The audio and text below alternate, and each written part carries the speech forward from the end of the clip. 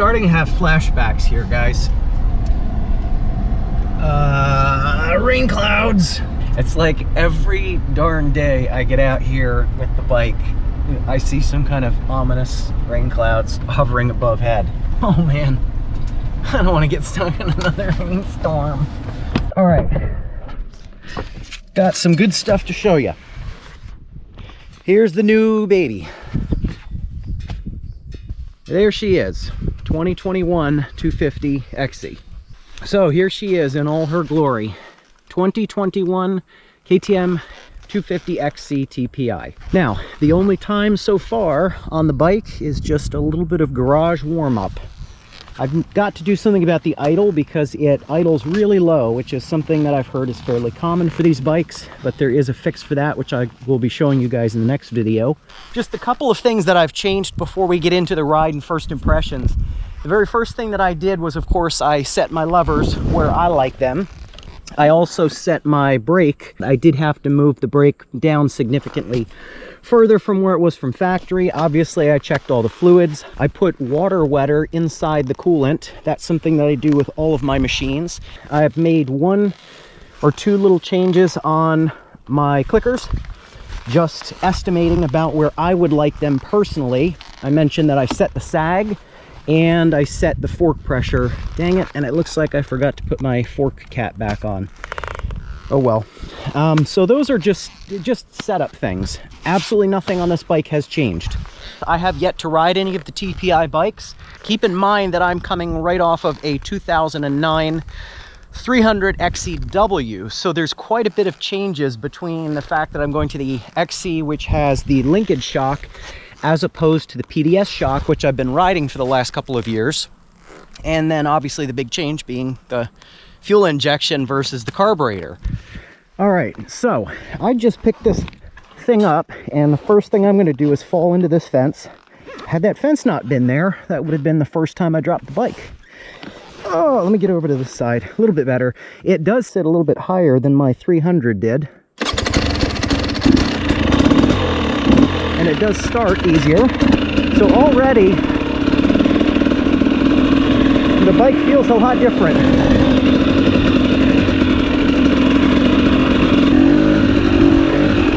I'll be honest, the traction feels terrible compared to my old 300.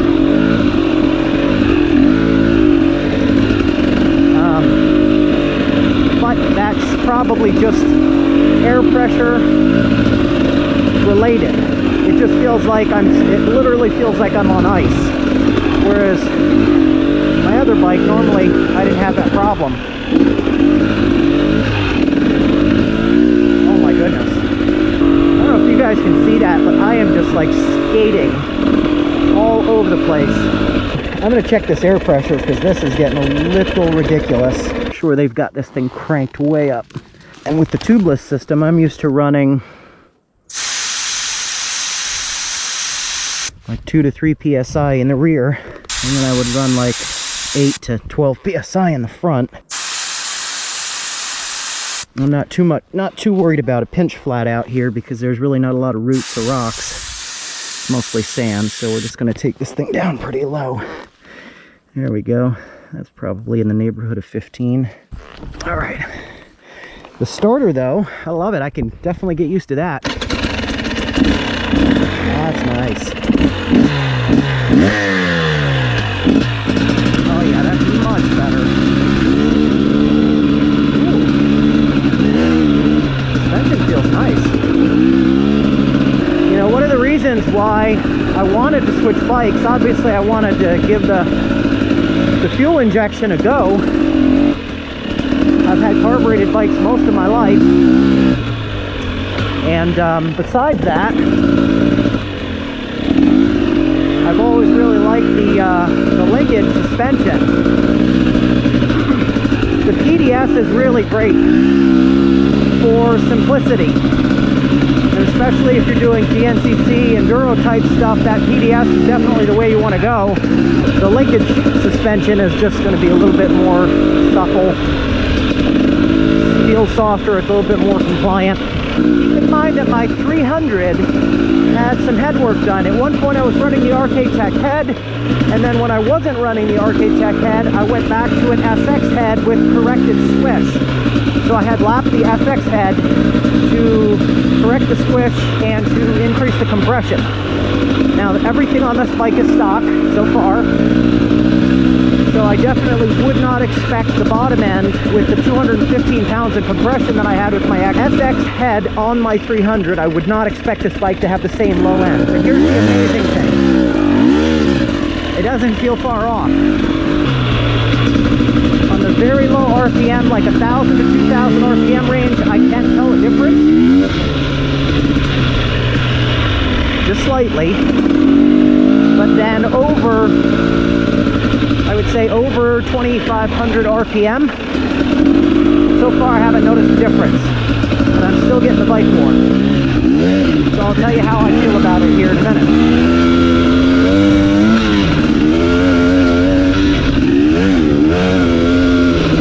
Oh, this linkage suspension feels great. Wow. Yeah, it definitely doesn't have the bottom end that the 300 had. Like way down low, but man, it is not far off, you guys. It's really not. That's the impressive thing. You would expect it would be way off, considering it's running a lot leaner, being a TPI bike. Woo! And then the fact that I had done a lot of significant mods, including the V-Force 4s and some other power mods and really good jetting.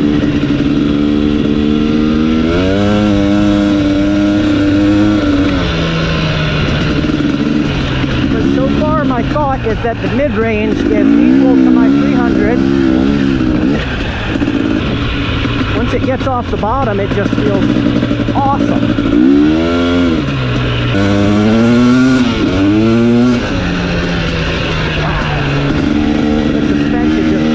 Good on this bike.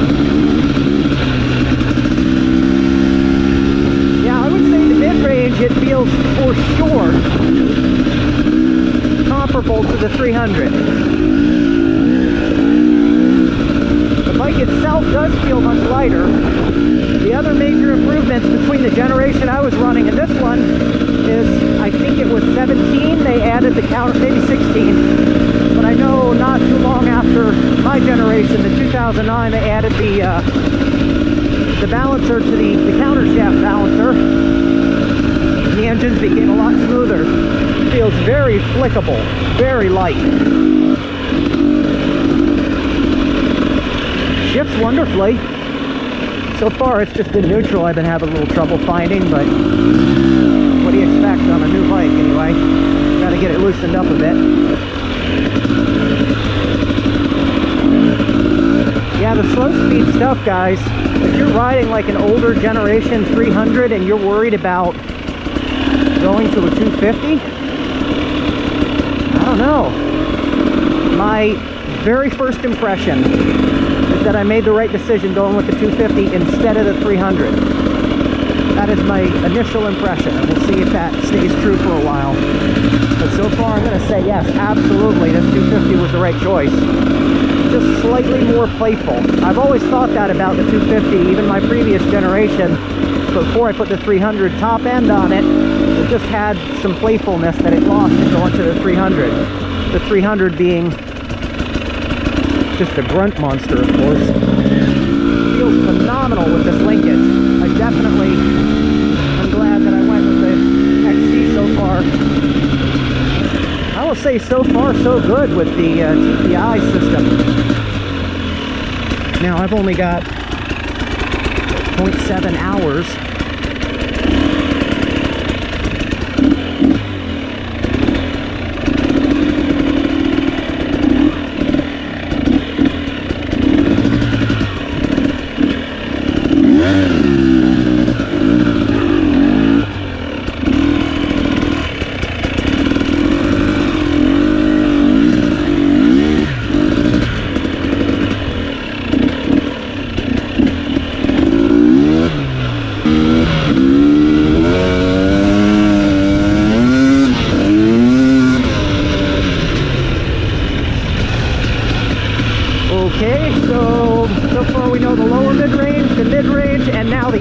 mid-range is superior to my 300. Wow, that felt great. Oh my goodness.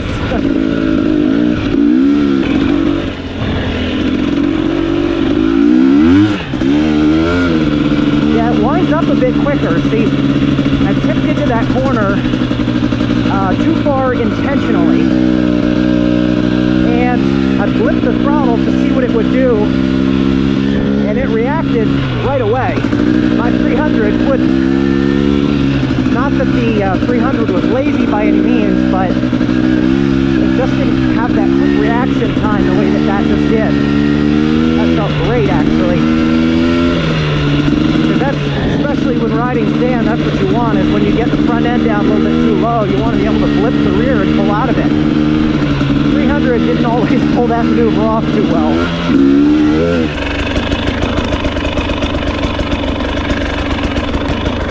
You guys see that horsefly? Thing's out for blood. This is a little air bypass. I guess it's a choke. I don't know. I'll give you guys all the details about how this thing works and the best practices once I figure it out myself. But I believe this is just an air bypass valve that's technically for warming these things up. Starters work great. It has not failed to start one time yet. Definitely could use a higher idle though. One of the things that's really impressive about this bike is I gave you guys the list of things that I've done to this bike so far. All just ergonomics and things that personal riding preferences. And for a bike that this is the absolute first time my butt has been on this seat, I'm super comfortable on the bike. Like, that's just how well put together and refined these things I guess have got. You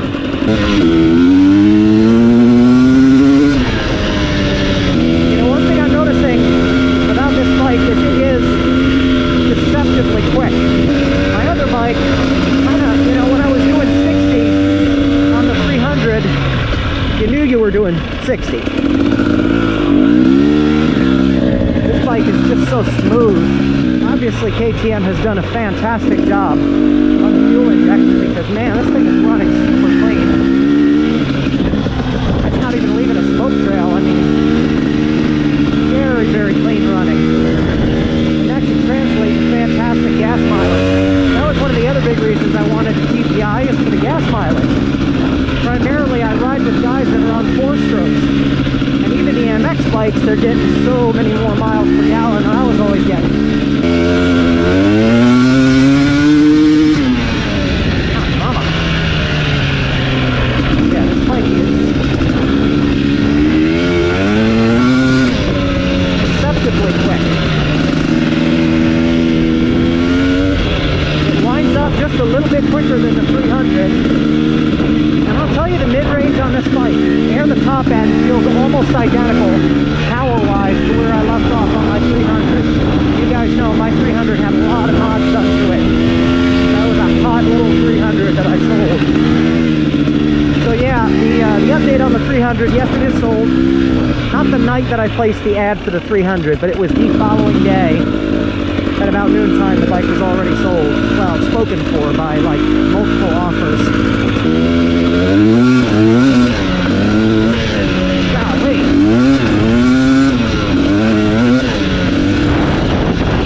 Yeah, this fuel injection is a win for KTM, guys. This bike gets up boogies.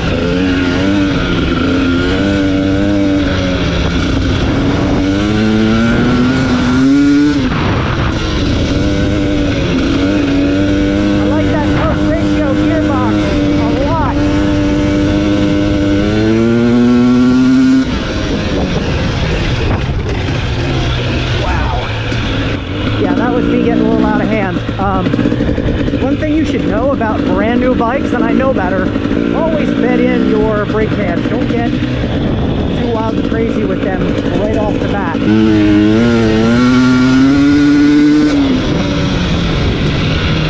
Yes, sir.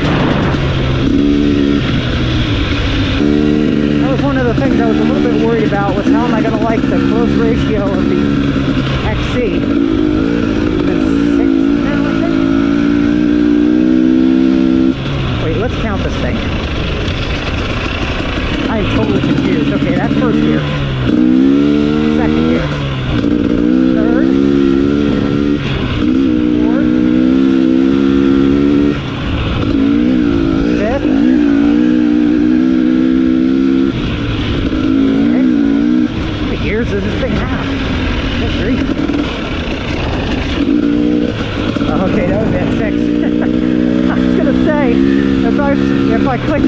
7th gear, I'm going to be blown away. Nah, 6th gear, 6 speed. My 300 was a 5-speed. But of course it had a wider ratio, so there was this huge gap between 4th and 5th. Whereas this is much more progressive. Well, that's going to wrap it up for my first ride impressions. Unfortunately, the outro that I filmed got corrupted on my SD card. But I can tell you guys, if you're new to the channel, we're going to have a lot more content coming up about this bike, so stick around for that. And also, keep in mind, I'm going to be trying to break a lap record with the Mirage Power Dune Buggy here in Durham Town in about a month. And also, we're going to have some really cool collaboration videos with some people that you probably know very well from YouTube. So stick around for that content. I'm Rick with Dirt Gear. I'll see you guys next time.